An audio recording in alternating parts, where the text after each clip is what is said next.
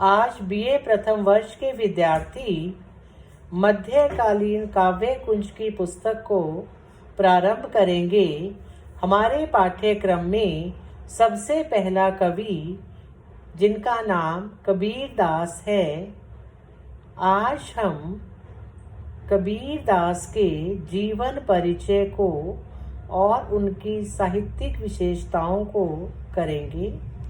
विद्यार्थी एक बात नोट करें, टेक्निकल प्रॉब्लम के कारण कई बार एक ही वीडियो में विषय से संबंधित सारी सामग्री एक साथ नहीं आ सकती, तो आप उस पाठ्यक्रम की सामग्री को पूरा देखने के लिए नेक्स्ट वीडियो अवश्य देखें।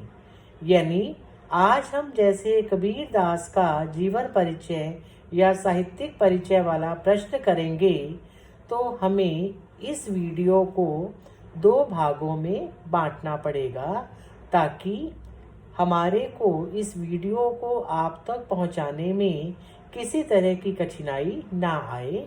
लेकिन जब तक आप कबीर दास के जीवन परिचय से संबंधित दोनों वीडियोस नहीं देखेंगे, तब तक आपको कवि के पूरे साहित्यिक जीवन की जानकारी प्राप्त नहीं हो पाएगी। तो आप इस निर्देश के बाद कबीर दास का जीवन परिचय देखिए। जो विद्यार्थी मुख्य बिंदुओं को या पूरे जीवन परिचय को नोट करना चाहते हैं, वो अपनी नोटबुक्स निकाल लें, ताकि विषय आप तक पहुंच पाए। अब हम कबीर दास का जीवन परिचय प्रारंभ करेंगे। किसी भी कवि या लेखक के जीवन परिचय को 3 हिस्सों में बांटा जाता है। सबसे पहला उसका जीवन परिचय, उसके बाद उसकी प्रमुख रचनाएं ऑब्लिक अगर उन्हें किसी तरह का कोई पुरस्कार या सम्मान मिला है, और तीसरा डिवीज़न कवि की साहित्यिक विशेषताओं का होता है। अब कबीर दास प्रारंभ करें। सबसे पहले हेडिंग बनाएं, जीवन परिचय। कबीर दास न केवल संत काव्य के, बल्कि संपूर्ण हिंदी साहित्य के महान विभूति थे। अनपढ़ होते हुए भी वे महापंडित थे। उनके विषय में ये कहा जाता है कि अभिव्यक्ति की अद्भुत क्षमता जैसी उनमें थी, वैसी आज तक किसी कवि में संभव नहीं हो पाई। कबीर दास ने जो भी कहा, वो एक संत के रूप में, सच्चे भक्त के रूप में और महान सुधारक के रूप में, अर्थात उन्होंने एक संत की, सच्चे भक्त की और समाज सुधारक की भूमिका को बड़े अच्छे से निभाया है। जहाँ तक इनके जन्म का प्रश्न है, इनका जन्म के विषय में विद्वानों के अनेक मत हैं, किंतु उनमें से इस मत को महत्वपूर्ण माना जाता है। 1455 साल गए, चंद्रवार एक ठाठ ठे, जेठ सुदी बरसायत को, पूर्णमासी तिथि प्रकट भई, घन गरजे दामनी दमके, बूंदे बरसे झर लाग लगे, लहर तालाब में कमल खिले, तह कबीर भानु प्रकट भये। दोबारा देखिए, 1455 साल भये, चंद्रवार एक ठाठ ठे, जेठ सुदी बरसायत को, पूर्णमासी तिथि प्रकट भये, घन गरजे दामनी दमके, बूंदे बरसे झर लाग लये, लहर तालाब में कमल खिले, तह कबीर भानु प्रकट भये। जो ये हमने कबीर के विषय में काव्य पंक्तियाँ बोली हैं, जब विद्यार्थियों को ये अच्छी तरह से याद हो, तभी इन पंक्तियों का प्रयोग करें, अन्यथा इनका हिंदी में सरल अर्थ भी ले सकते हैं। कबीर दास का जन्म संवत 1455 में ज्येष्ठ मास के शुक्ल पक्ष की पूर्णिमा को सोमवार के दिन हुआ। ज्योतिष गणना के अनुसार यह संवत 1456 में पड़ता है।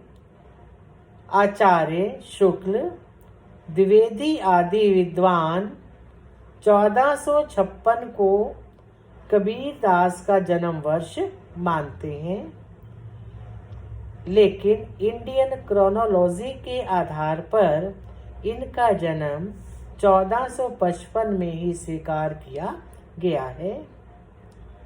जनश्रुति के अनुसार इनका जन्म काशी की एक विधवा ब्राह्मणी की कोख से हुआ था, जो लोक लाज के भय से इन्हें काशी के लहर तारा नामक तालाब के पास छोड़ आई थी।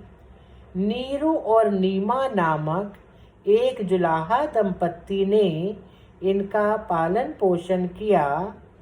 इनकी पत्नी का नाम लोई था। इनके एक बेटा और एक बेटी थी, जिनका नाम कमाल और कमाली था। इनके गुरु का नाम रामानंद था।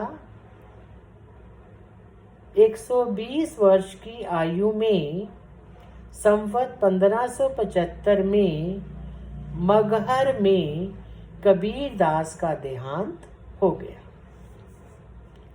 तो ये था जीवन का संक्षिप्त परिचय, जिसमें मुख्य बिंदु क्या है कि 1455 में या 56 में जन्म हुआ। काशी की एक विधवा ब्राह्मणी के घर हुआ, जो इन्हें लोक लाज के भय से लहर तारा नामक तालाब में छोड़ाई। नीरू और नीमा नामक जुलाहा दंपत्ति ने इनका पालन पोषण किया। इनकी पत्नी का नाम लोई था। एक बेटा और एक बेटी थे, जिनका नाम कमाल और कमाली था। रामानंद इनके गुरु थे और 120 वर्ष की आयु में संवत 1575 में मगहर में कबीर दास का देहांत हो गया। अब नेक्स्ट हेडिंग बनाएं, प्रमुख रचनाएं। ये हेडिंग आपको मोटे अक्षरों में बनाना है और अंडरलाइन जरूर करना है। कबीर दास निरक्षर थे। उन्होंने स्वयं स्वीकार किया है कि मसी कागज छुयो नहीं, कलम गही नहीं हाथ। दोबारा देखिए, मसी कागज छुओ नहीं, कलम गही नहीं हाथ, किंतु फिर भी उनका ज्ञान किसी से कम नहीं था। इनके द्वारा रची गई एक ही रचना है बीजक। ये आप इन्वर्टेड कॉमास में लिखें, अंडरलाइन करें। इसके 3 भाग हैं, यानी रचना का नाम क्या है? बीजक। और उसके कितने भाग हैं? 3, साखी, सबद और रमैनी। साखी, सबद और रमैनी। क्योंकि कबीरदास अनपढ़ थे, इसलिए उनकी वाणी का संकलन उनके शिष्यों ने किया। मौखिक परंपरा के कारण इनके काव्य में बहुत से प्रक्षिप्त अंश हैं, जिन्हें इनके शिष्यों ने बाद में कबीरदास के साथ जोड़ दिया, जो कि ठीक तो नहीं है, लेकिन ऐसा अक्सर होता है कि जुबानी कही हुई बात को लिखित रूप में व्यक्त करते समय या एक मुख से निकलने के बाद दूसरे मुख में जाने पर अनेक वार्तालाप या बातचीत या संदेश या कही हुई बात दूसरे के शब्दों में परिवर्तित हो जाती है। अब हमने इस पहली वीडियो में कबीर दास का जीवन परिचय और उनकी रचनाओं का उल्लेख किया। अब विद्यार्थी कबीर दास की साहित्यिक विशेषताओं के लिए नेक्स्ट वीडियो को कंटिन्यू करेंगे। अब हम नेक्स्ट वीडियो पर चलते हैं।